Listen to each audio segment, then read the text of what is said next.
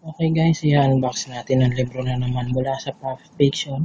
Napahinga po tayo ng ilang araw pero ngayon i-unbox na natin ang isa na namang libro mula sa Puff Fiction and Summit Media Publishing. At syempre, tuloy-tuloy lang pang ang pag-like sa aking Facebook at syempre Instagram and Twitter account. And syempre, abangan nyo po.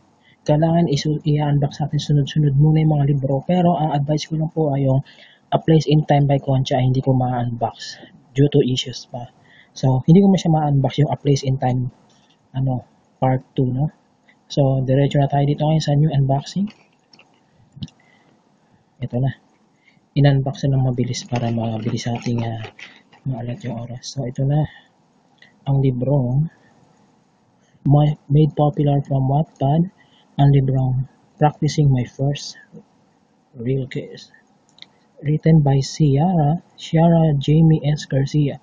What started as an unexpected turn into love. So yan, Practice My First Real Case. Colbert Archani, Midori Matsui, book design by April Amash.